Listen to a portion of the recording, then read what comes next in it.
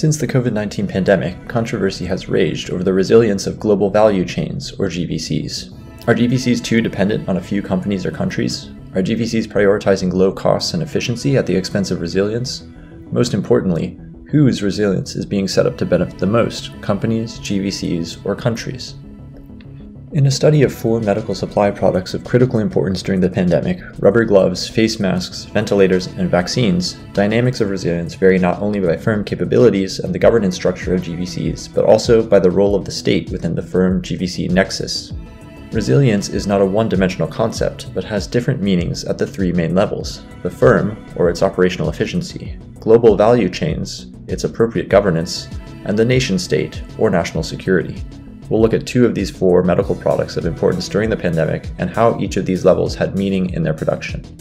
Rubber gloves were highly effective and resilient in adapting to pandemic-induced disruptions. Production of rubber gloves is concentrated in 2 leading countries, Malaysia and Thailand. COVID-19 was a boon to suppliers as global demand for rubber gloves grew exponentially. All the major firms increased their output through maximizing existing capacity plus investments in new factories.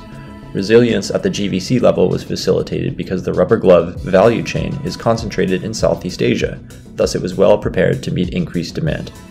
At the country level, Malaysia and Thailand encouraged production expansion to scale up exports, exemplifying how government policy contributes to the strength of the industry. Face mask production is based largely in China and Taiwan, with an array of contributing companies like 3M, Honeywell, and Philips.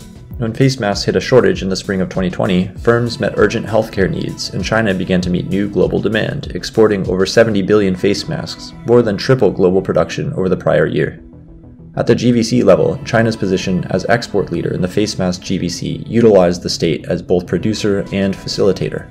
And at the country level, China responded to the face mask supply crisis more rapidly and effectively in the world, even compared to the United States, who had issued over $600 million in new contracts for N95 masks from 3M and Honeywell. The case studies of these products, as well as 2 additional ones, demonstrate how each adjusted to disruptions caused by the COVID-19 pandemic. They offer important lessons that guide managers and policymakers in building resilience for future supply chain disruptions.